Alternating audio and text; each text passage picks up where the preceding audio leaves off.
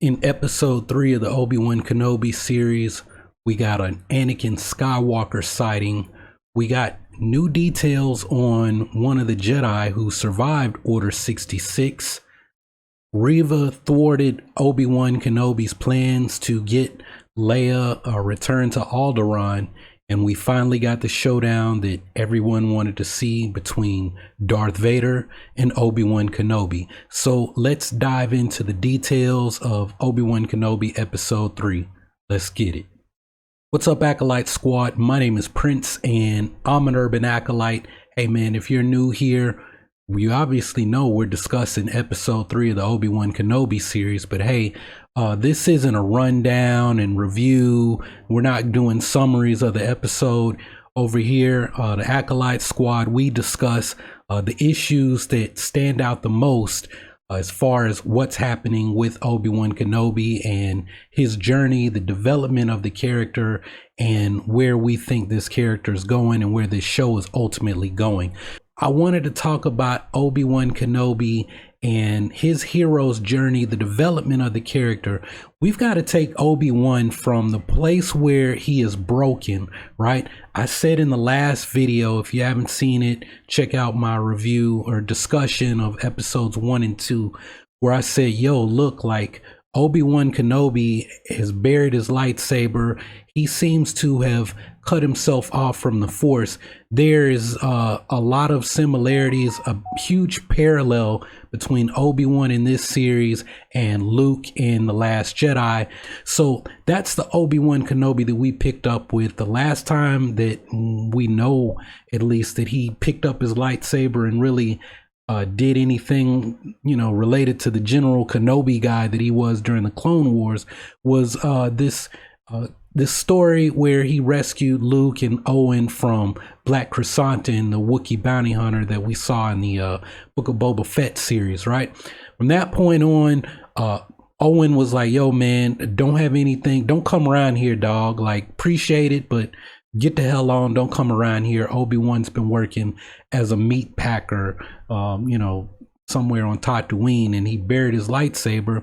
He's cut himself off from the Force. And when we pick up with this episode where he's on the freighter to Mapuzo, again, this is the second time he's reaching out to Qui-Gon. He's seeking guidance.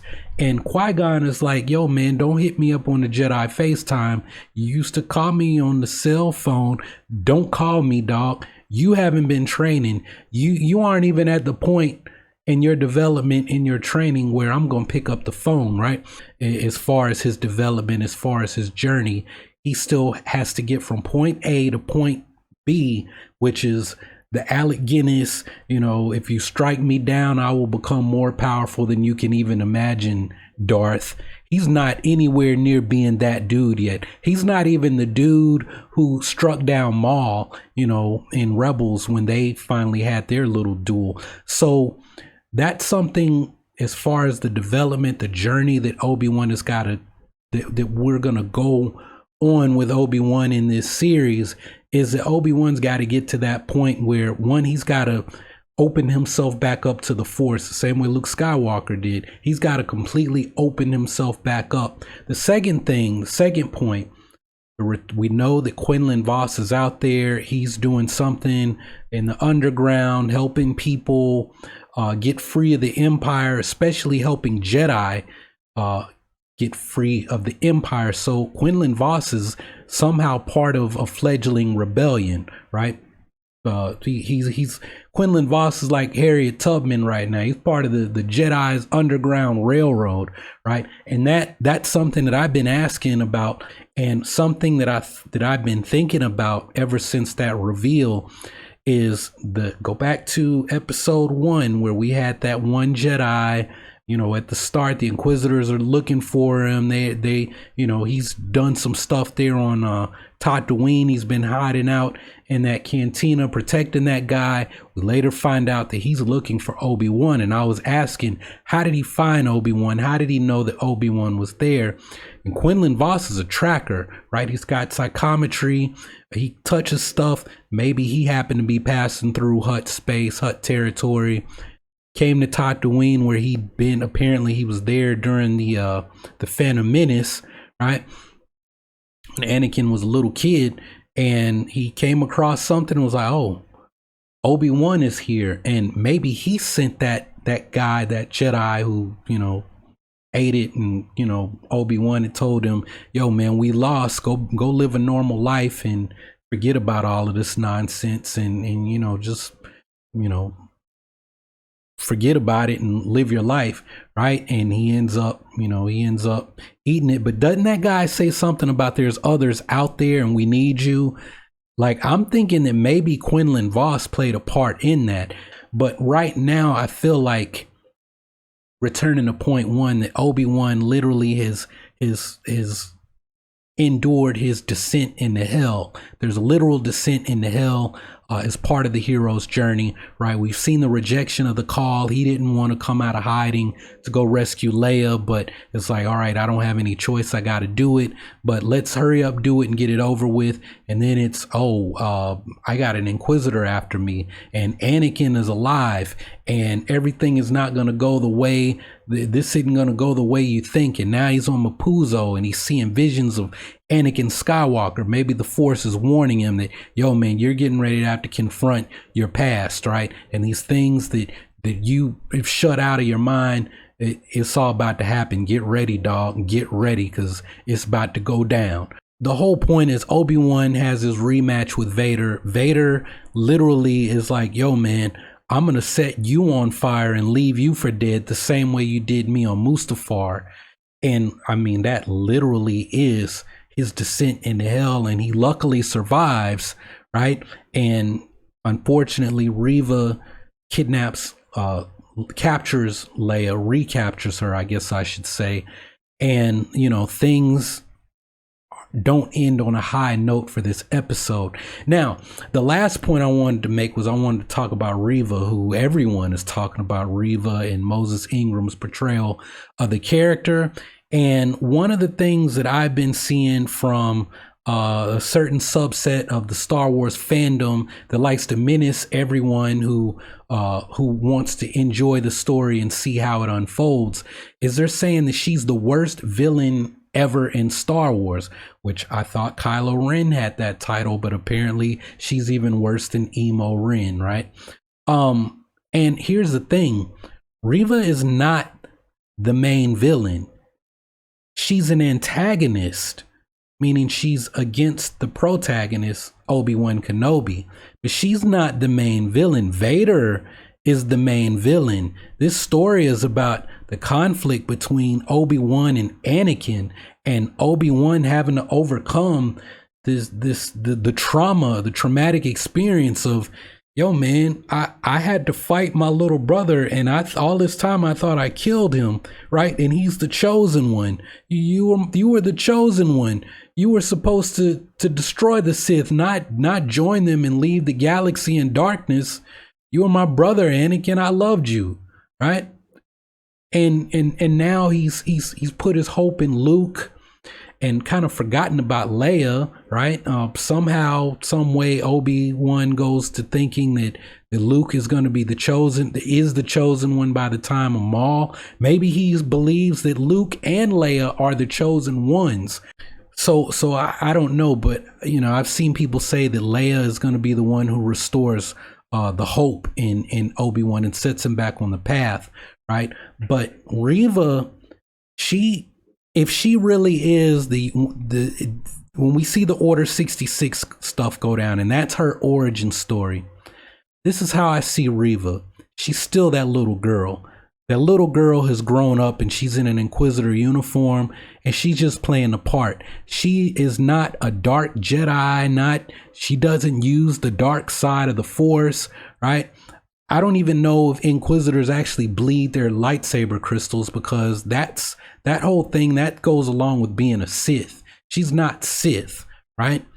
She didn't choose the dark side chose her, right? Meaning she's just trying to survive. And you look at that little girl, not even a Padawan, a youngling. Her teacher gets struck down. Who knows what happens to the rest of her little cohort group of younglings, right?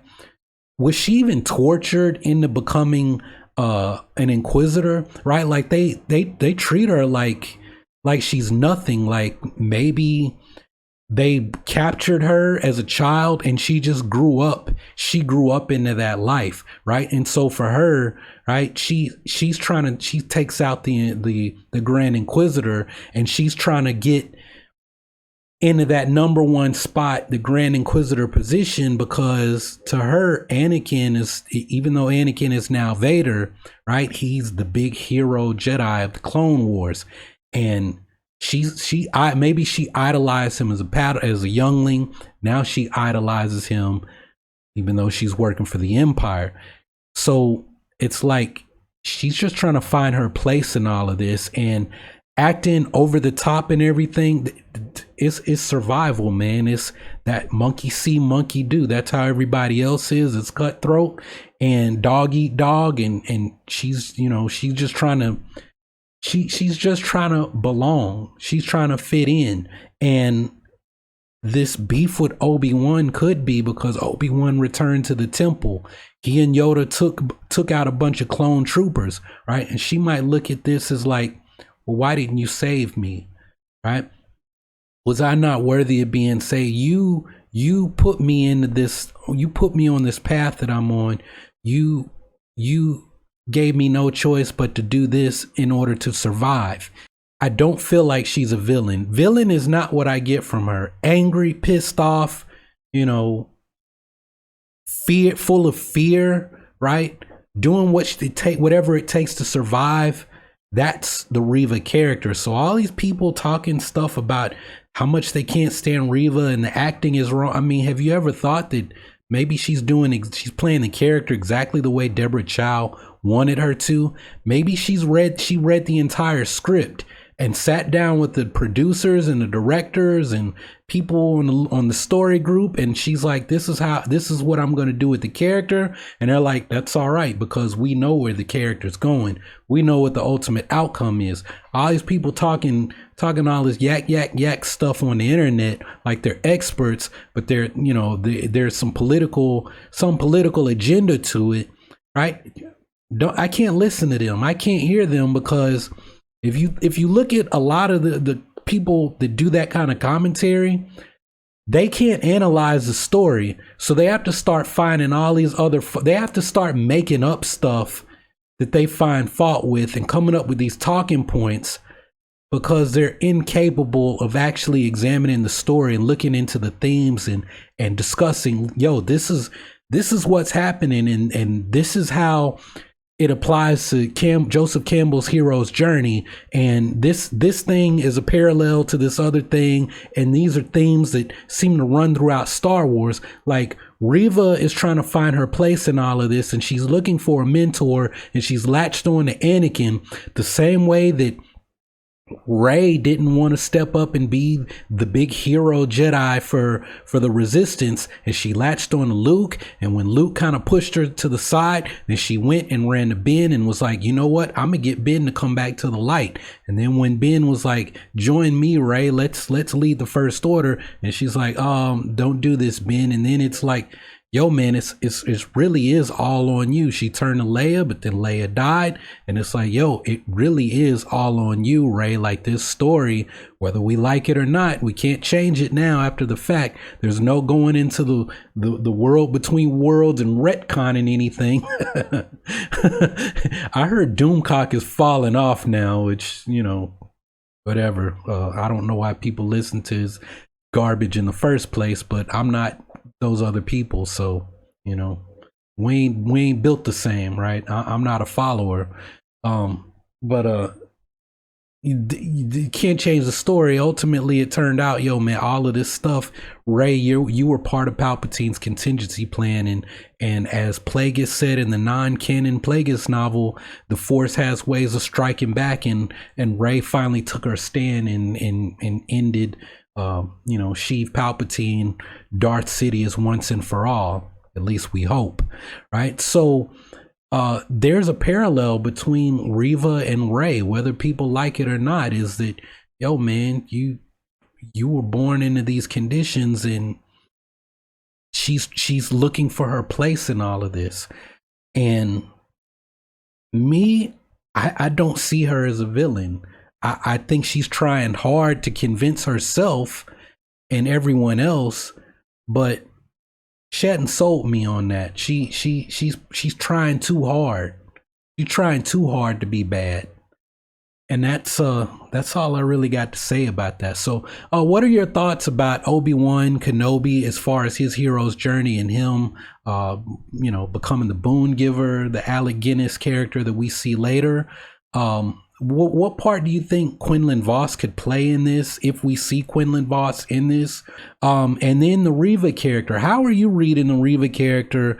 And if I see any Phantom Menace stuff, yo man, I'm not doing that, man. So Reva stuff, keep it to the story. I'm not interested in hearing any politics about what's going on with Moses Ingram, none of that. If you want to talk about that, go to that Star Wars chick or Jeremy's channel or whoever, because I'm not having it here. Like, I'll just block you, and people who actually want to talk about Star Wars can talk about Star Wars, because we just not doing that here. I'm not having that. So anyway, that's really all I got to say about Obi-Wan. So I'd like to hear what you think about the stuff that we discussed in this video. So yeah, that's it. So thanks for hanging out. Thanks for chilling with me. Y'all keep on breathing, and may the force of others be with you always.